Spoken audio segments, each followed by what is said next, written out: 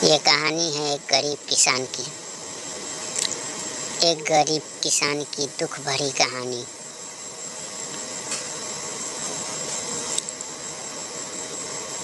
एक बड़ा ही धनवान आदमी एक गांव में रहता था, जैसे कि ज़्यादातर पैसे वालों को होता है।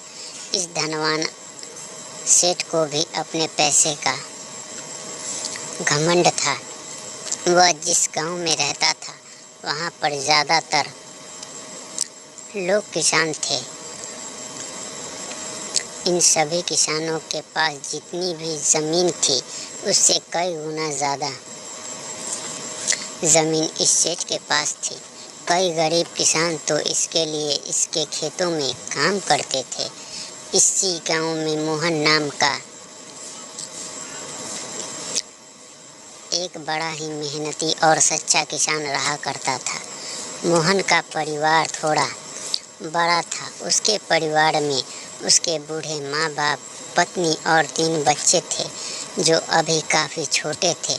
मोहन के पास ज़्यादा ज़मीन नहीं थी, लेकिन जितनी भी थी उसमें वह बड़ी मेहनत करता और अपने परिवार का पेट पालने लायक अनाज उगा लेता था।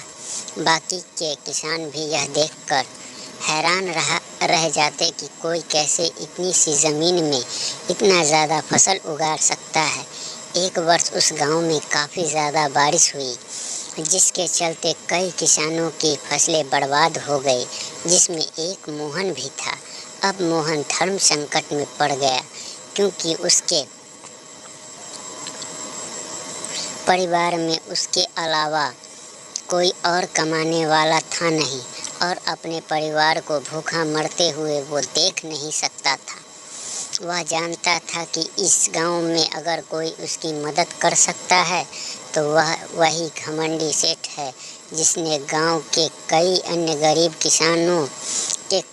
गरीब किसानों को या तो कर्ज दिया है या तो अपने यहाँ काम पर रखा हुआ है। हाथ धरे बैठे रहने के बजाय उसने इस सेठ के पास जाने का फैसला किया और एक दिन उसने पास पहुंच गया।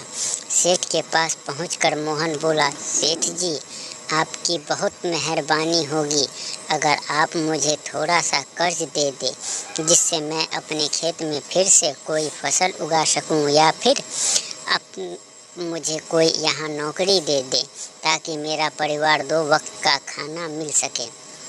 घमंडी सेठ को उसकी इन बातों से कोई मतलब था नहीं, लेकिन गांव के सारे लोग की तरह वह भी जानता था कि मोहन कितना मेहनती है और वह जिस भी खेत में काम करेगा वहाँ वह 2 गुने फसल उगा सकता है। सेठ ने सोचा, अगर मैं इसे पैसे उधार देता हूँ तो शायद यह इस स्थिति में नहीं है कि मुझे वापस लौटा सके, लेकिन अगर मैं इसे अपने खेत में काम करवाता हूँ तो मुझे ज़रूर 2 गुने फ़ायदा होगा।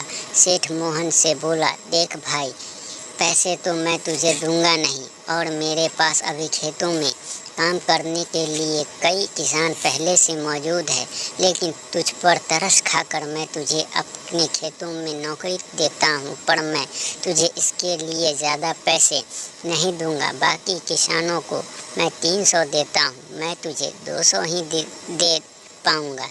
मरता क्या न करता। मोहन ने सेठ की शर्त मान ली और उसके दिन से सेठ के खेतों में काम करना शुरू कर दिया।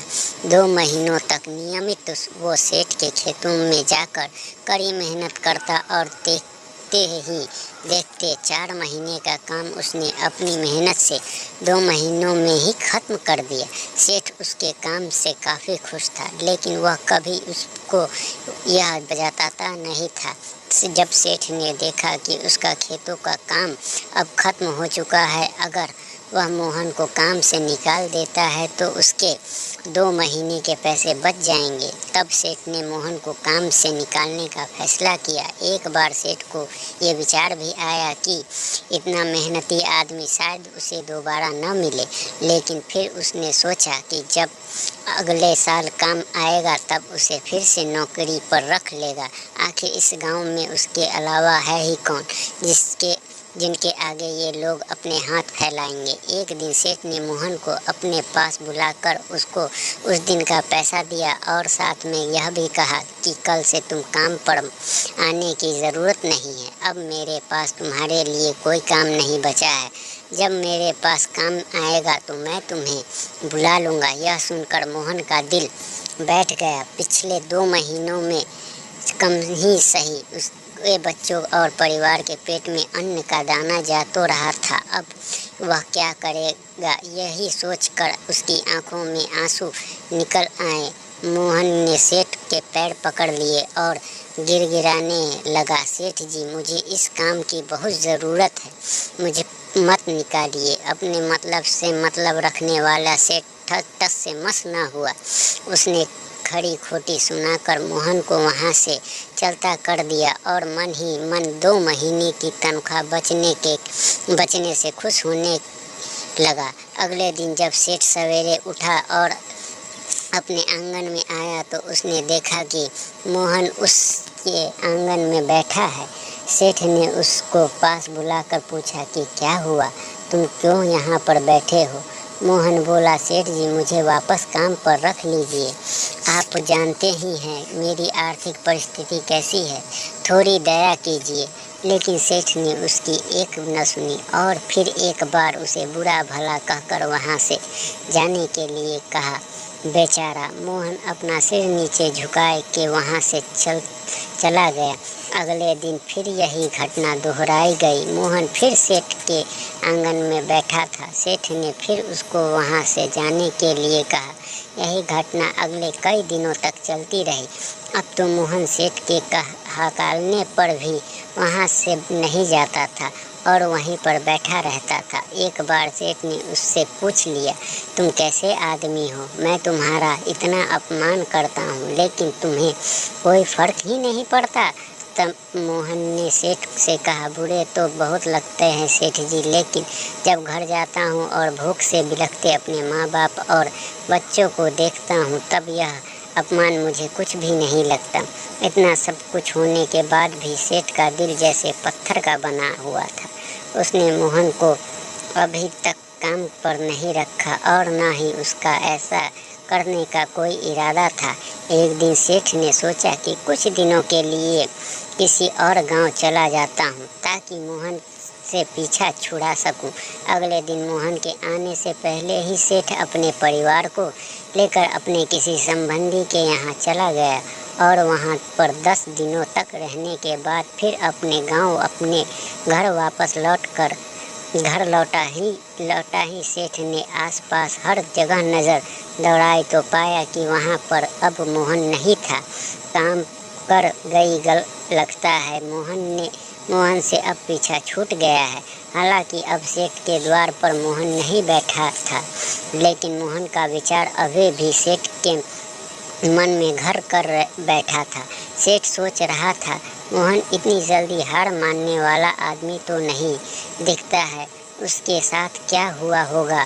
क्या उसे कहीं कोई और काम मिल गया होगा या फिर और कुछ? इन विचारों ने सेठ को बेचैन कर दिया और आखिरकार सेठ को मोहन की खबर लेने के लिए गांव में जाना पड़ा। सेठ को मोहन का पता नहीं मालूम था, इसीलिए अड़ोस पड़ोस के अन्य किसानों से पूछने पर पता चला कि मोहन घायल हो चुका है और अपने घर पर आराम कर रहा है। सेठ ने जब उसके घायल होने का कारण लोगों से पूछा तो सेठ को पता चला कि जब सेठ अपना घर छोड़कर किसी और गांव में गया था तब बंद घर देखकर कुछ चोर उसके यहाँ चोरी करने आए थे, जिनको रोकने की कोशिश करते हुए हाथापाई में मोहन चोटिल हो गया था। यह सब जानने के बाद सेठ का पत्थर का दिल भी अब मोम की तरह पिघल गया। सेठ को अपने किए पर पछतावा होने लगा। सेठ ने अपने आप को याद दिलाया कि कैसे उसने एक शरीफ और सच्चे आदमी को ज़्यादा काम करवा कर भी उसको पूरा पैसा नहीं दिया और जिसको गले से लगाना चाहिए था उसे ठोकर मारा कर भागता रहा। सेठ मोहन का घर का पता पूछकर उसके घर पहुंचा तो देखा कि मोहन की घर की हालत बहुत ख़राब है। उसका परिवार भूख से बेहाल है और वह खुद अपने हाथ पैर पर चोट के साथ एक खाट में पड़ा हुआ है।